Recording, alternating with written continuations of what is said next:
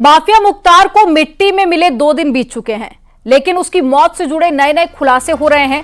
अब एक चौंकाने वाला दावा किया जा रहा है जिसमें कहा जा रहा है कि डॉन का दिल पीला था। माफिया मुख्तार के दिल का एक हिस्सा येलो स्पॉट मिलना ये किस बात का सबूत दे रहा है और ये कब होता है, एक रिपोर्ट के जरिए आपको दिखाते हैं।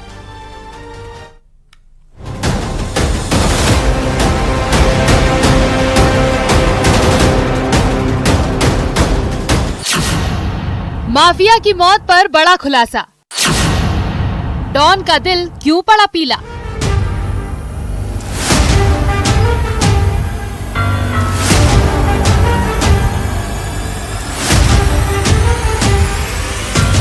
मुख्तार की मौत पर हर दिन नए खुलासे होते रहे हैं।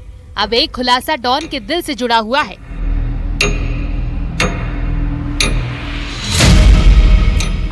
मार्च की रात मुख्तार की मौत हो गई थी।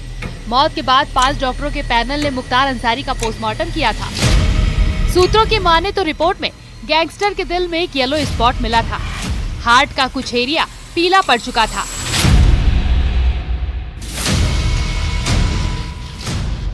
मुख्तार अंसारी की मौत पॉइजनिंग की वजह से हुई या नहीं, इसकी जांच अब राजधानी लखनऊ की फॉरेंसिक लैब में होगी।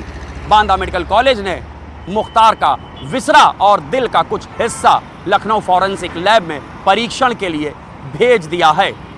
हालांकि पोस्टमार्टम रिपोर्ट के मुताबिक मुख्तार अंसारी की मौत हार्ट अटैक से हुई है। अब फॉरेंसिक लैब की जांच से ये बात साफ हो जाएगी कि क्या उसे कभी जहर दिया गया था। हेल्थ एक्सपर्ट के मुताबिक ब्लड क्लॉट जमने की स्थिति में हार्ट का हिस्सा पीला पड़ने लगता है। आसान भाषा में कहें तो किसी का दिल तब पीला पड़ता है जब रक्त वाहिका में खून का थक्का जम गया हो। अब जरा मुख्तार की मौत की थ्योरी भी समझ लीजिए। दावा किया गया मुख्तार की मौत हार्ट अटैक से हुई। सबूत दिल का एक हिस्सा पीला पड़ना। वजह मुख्तार पहले से ही दिल की बीमारी से जूझ रहा था।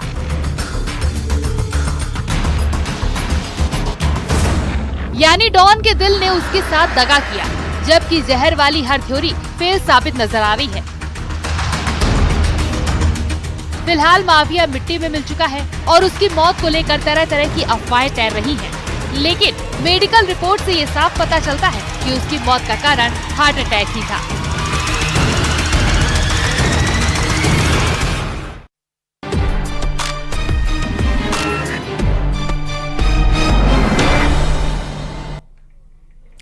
माफिया मुख्तार अंसारी की पत्थर दिल बेगम को लोग खूब कोस रहे हैं। गाजीपुर में ये चर्चा आम हो गई है कि मुख्तार जिस बेगम पर जान छिड़कता था वो इतनी पत्थर दिल हो गई कि आखिरी वक्त में मुख्तार का चेहरा देखने भी नहीं आई। अब सवाल ये है कि क्या सच में अफशा पत्थर दिल हो गई है या फिर जान बचाने के लिए भागती फिर रही है। रिपोर्ट आपको दिखाते हैं।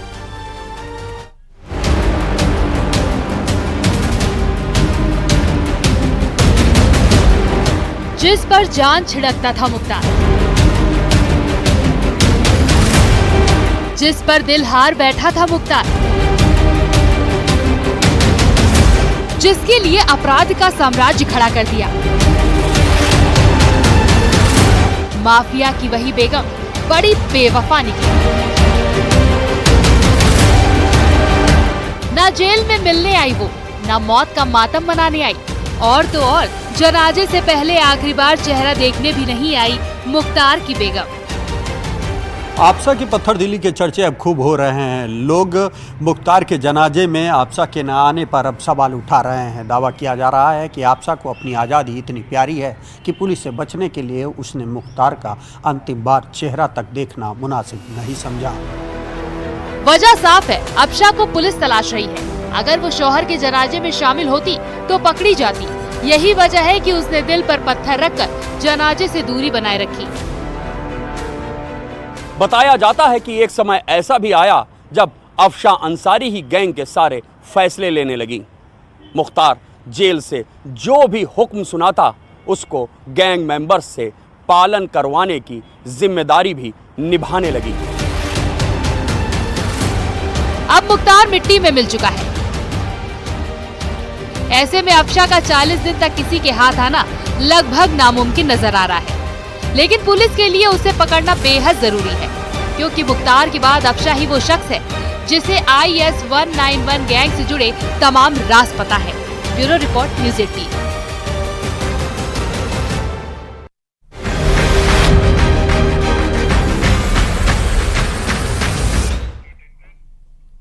साल 2005 जून का महीना 30 हजारी कोर्ट के बाहर उस दिन माहौल एकदम अलग था। जून का महीना और गर्मी अपने पूरे शबाब पर थी। बावजूद इसके खाकी की तैनाती बाकी दिनों के मुकाबले कुछ ज्यादा थी। काले कोट वालों के बीच में फुसफुसाहट में पता चला कि आज पूर्वांचल के माफिया और जुर्म के डगर से सियासत में कदम रखने वाले मुख्तार अंसारी की पेशी है। लेकिन जब हर जुबान पर मुख्तार का नाम था, तब दिल्ली के स्पेशल सेल के निशाने पर था एक सुपारी किलर, जिसने ली थी मुख्तार को बम से उड़ाने की सुपारी। रिपोर्ट आपको दिखाते हैं।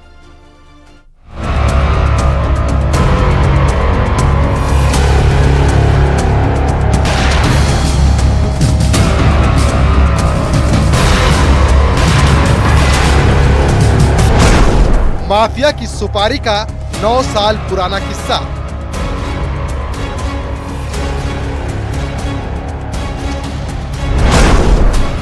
कौन है लंबू जिसने ली थी मुख्तार की सुपारी?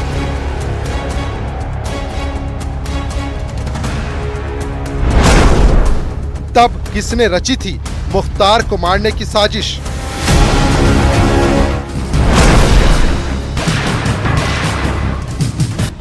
अपराध की राह पर चलने वाला हर वक्त अपने जहन में एक बात जिंदा रखता है कि कभी भी किसी भी वक्त दुश्मन की गोली उसके भेजे को चीरकर काम तमाम कर देगी। एक ऐसा ही सौदा माफिया मुख्तार की जिंदगी को लेकर हुआ। अपराध जगत में अपने नाम का सिक्का चलाने वाला मुख्तार अंसारी भी खौफ के साए में जीता था, क्योंकि जराइम की दुनिया में उसके दुश्मन भी हजार थे और उसे ये हमेशा खौफ रहता था कि कहीं से निकली हुई कोई गोली उसको अपना शिकार न बना ले। और उसके दुश्मन भी हमेशा इसी ताक में रहते थे। 2015 में दिल्ली पुलिस ने एक खुलासा किया कि बिहार के भोजपुर जिले के पीरो से बाहुबली विधायक नरेंद्र कुमार पांडे ने 50 लाख रुपए की सुपारी दी थी मुख्तार अंसारी को टपकाने के लिए।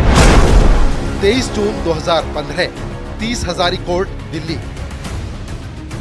30 हजारी कोर्ट के बाहर उस दिन माहौल एकदम अलग था।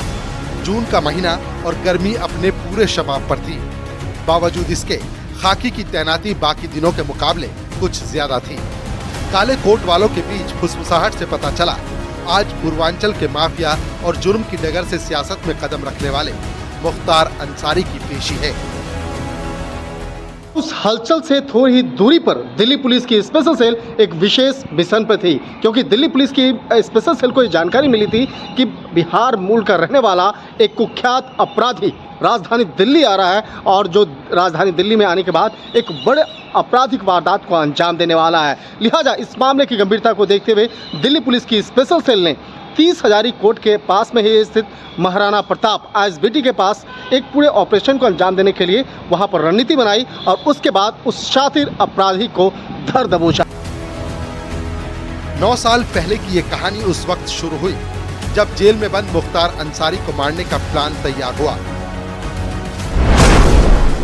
आरोप है कि मुख्तार के जानी दुश्मन और सुनील पांडे ने इस काम के लिए बिहार की आरा जेल में बंद सच्चिदानंद उर्फ लंबू शर्मा को चुना, जिसे मुख्तार को कोर्ट में पेशी के दौरान ही मारना था और सुपारी के तौर पर 6 करोड़ रुपए की डील हुई।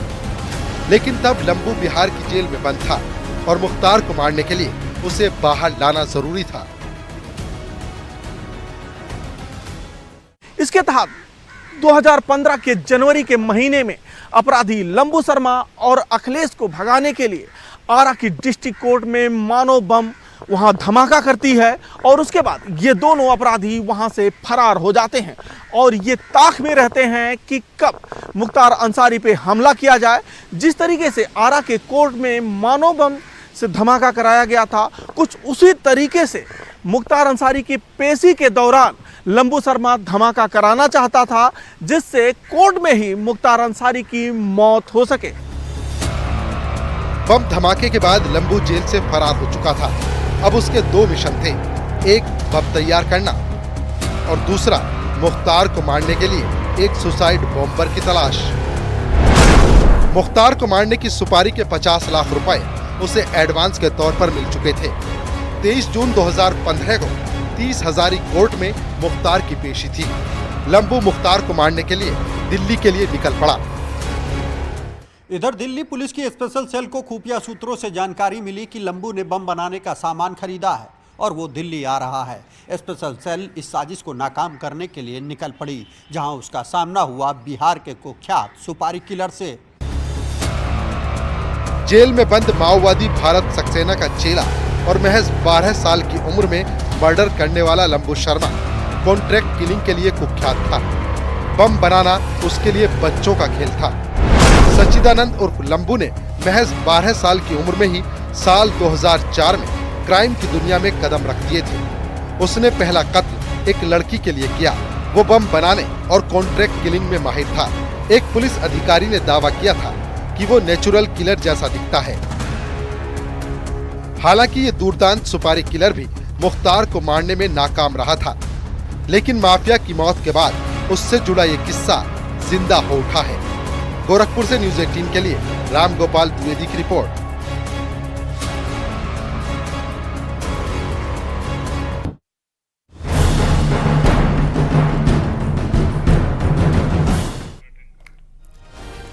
मुख्तार मिट्टी में मिल चुका है, लेकिन उसके किस्से आम है। इसी तरह का एक किस्सा है उसकी गाड़ियों से जुड़ा हुआ। कहा जाता है कि मुख्तार लग्जरी गाड़ियों का शौकीन था और उसकी हर गाड़ी का नंबर आखिरी में 786 जरूर हुआ करता था। इससे जुड़े भी आपको एक रिपोर्ट दिखाते हैं।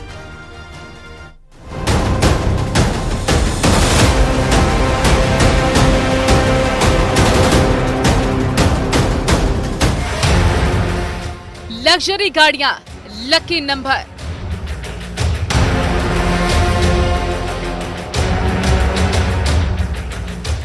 माफिया मुख्तार का किस्सा 786। मुख्तार ने पूरे पूर्वांचल में यूं ही अपना रुतबा और दहशत नहीं बना रखी थी।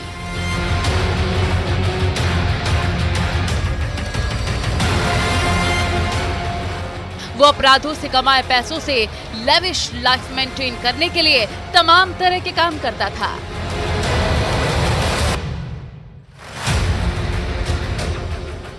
उन्हीं में से एक था महंगी गाड़ियों का शौक और एक ही नंबर वाली गाड़ियों का काफिला।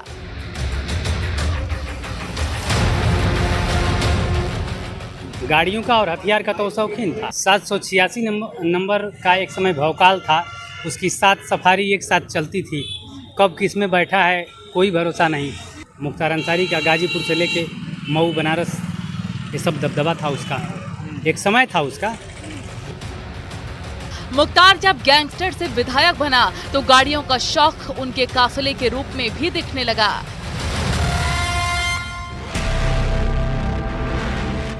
बदलते वक्त के साथ मुख्तार के पास मारुति जिप्सी के अलावा Tata safari, Ford Endeavour, Pajero sport, Audi, BMW जैसी गाड़ियों का बड़ा कलेक्शन था। 80 और 90 के दशक में जब मुख्तार के भाई अफजाल विधायक बने थे, तब क्रिकेट खिलाड़ी मुख्तार अंसारी को बुलेट मोटरसाइकिल, एम्बेसडर कार और जीप से शिकार करने का शौक था। ये वो दौर था जब Maruti Gypsy, Maruti van, Maruti car जैसी गाड़ियां चलाई जाती थी। 1986 में हरिहरपुर के सच्चिदानंद राय हत्याकांड के बाद मुख्तार अंसारी जब जेल से बाहर आया तो उसके काफिले में लग्जरी गाड़ियां थीं। यही नहीं, ज्यादातर कारों के नंबर भी 786 ही होते थे। इन्हीं नंबरों से मुख्तार अंसारी के काफिले की पहचान होती थी। ये वो दौर था जब बाजार में मारुति जिप्सी, मारुति कार और वैन जैसी गाड़ियां आई थीं, जिन्हें मुख्तार बड़े शौक से चलाता था। 1986 में हरिहरपुर के सच्चिदानंद राय हत्याकांड के बाद जब मुख्तार पहली बार जेल से बाहर आया तो उनके काफिले में उस वक्त की लग्जरी कारों का काफिला था।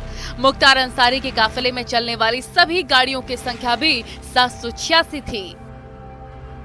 अगर कहीं 786 नंबर के कई वाहन खड़े होते थे तो इसका मतलब होता था उन दिनों जब वो बाहर रहते थे कि यहाँ पे मुख्तार लग रहा है आए हैं।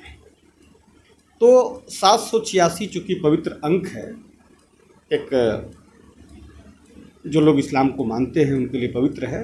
शायद यही आकर्षण था कि मुख्तार के काफिले में या उनके साथ रहने वाले ज़्यादातर वाहन 786 नंबर के। ये वो दौर था जब टाटा सफारी का बहुत क्रेज हुआ करता था। मुख्तार अंसारी के काफिले में एक सफेद खुली जिप्सी और 5 से 6 सिंगल फ्रंट की टाटा सफारी हुआ करती थी और उन सभी की नंबर प्लेट होती 786। पूर्वांचल में एक दौर ऐसा भी था जब मुख्तार के काफिले की गाड़ियां सड़कों से गुजरती थीं तो सड़कें अपने आप खाली हो जाया करती थीं। 786 नंबर की गाड़ियां देखकर लोग आसानी से समझ जाते थे कि ये गाड़ियां मुख्तार अंसारी के काफिले की हैं। समय एक जब जिले में जब कभी भी गाड़ियां कम थी, वो दौर ऐसा था जब कभी लग्जरी गाड़ियों का काफिला कम होता था, लेकिन अगर कोई काफिला आता था तो वो मुख्तार अंसारी जी का होता था, जिसमें लगभग 786 नंबर की गाड़ियां होती थी, जिसमें वो जिप्सी से शुरू होता था, हूटर, हायरन, उसमें सायरन की आवाज़ें बजती थी। गाड़ियों के काफिलों को देखकर अंदाजा सहज लगाया जा सकता था कि यह मुख्तार अंसारी की किस जा रहा है। जेल में बंद मुख्तार यही चाहता था, जब वो जेल से बाहर आए तो उसके काफिले में SUV हमर भी शामिल हो, लेकिन उनकी ये चाहत अब तक पूरी नहीं हो सकी। हमर पर नहीं, ताबूत में लेटकर वो कब्रिस्तान पहुंचा। मुख्तार का कार कलेक्शन उसके शौक को बयां करता है। मुख्तार की बेगम अफशां के पास ऑडी, मर्सिडीज और BMW जैसी कारें थीं, तो वहीं अब्बास और उमर के काफिले में एंडेवर, फॉर्च्यूनर और BMW जैसी गाड़ियां होना आम बात है। एक वक्त था जब गाजीपुर, मऊ, वाराणसी से लेकर लखनऊ तक कहीं भी अगर 786 नंबर की गाड़ियां दिख जाते थे तो लोग समझ जाते थे कि मुख्तार अंसारी आसपास ही कहीं है। लेकिन एक आज का दिन है जब माफिया मुख्तार अंसारी का नाम लेने वाला तक कोई नहीं बचा। Bureau report, news 18। बदायूं से एक बड़ी खबर मिल रही है, जहां पर पटाखा हादसे में 2 लोगों की मौत हो गई है। महिला और उसके बेटे की मौत हुई है। एक बच्ची को रेस्क्यू कर निकाला गया। पटाखा की दुकान में विस्फोट हुआ था। इस्लाम नगर कोतवाली क्षेत्र का मामला है। तस्वीरें आपको दिखा रहे हैं। मौके पर बड़ी संख्या में लोग मौजूद हैं। हालांकि एक लड़की को रेस्क्यू कर बाहर निकाल लिया गया। मलबा हटाने का काम लगातार जारी है। विस्फोट इतना ज्यादा हुआ था कि 3 लोग इसकी चपेट में आ गए, तो 2 लोगों की मौत हो गई है। 2 तस्वीरें आपकी टेलीविजन स्क्रीन पर। धमाके से पूरी इमारत गिर गई और मलबा हटाने का काम किया जा रहा है। ये तस्वीरें हम आपको तब की दिखा रहे हैं। दूसरी तस्वीर आप देखिए, जहां पुलिसकर्मी मौके पर मौजूद है। रेस्क्यू ऑपरेशन किया जा रहा है। एक की जान बचा ली गई है, लेकिन 2 लोगों की मौत हो चुकी है। महिला और उसके बेटे की मौत हो गई इस हादसे में।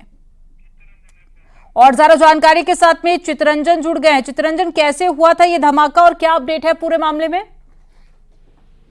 मामला जो है बिलसी इस्लाम नगर थाना क्षेत्र का है और यहाँ पर घर में दुकान थी और दुकान में ही पटाखे रखे हुए थे और किसी तरीके से आग लगी और आग लगने के बाद इसमें विस्फोट हुआ है, जिसमें एक महिला जो है वो है और उसके बच्चे की मौत हो गई है। 2 बच्चों को निकाल लिया गया है। महिला को जब निकाला गया था तब उसको अस्पताल ले जाया गया, जहां उसकी मौत हो गई है। वहीं 4 साल के बच्चे की, उसके बेटा है, उसकी भी मौत हुई है। जो दुकान मालिक था वो दुकान पे नहीं था, इसीलिए ये पूरा हादसा हुआ है।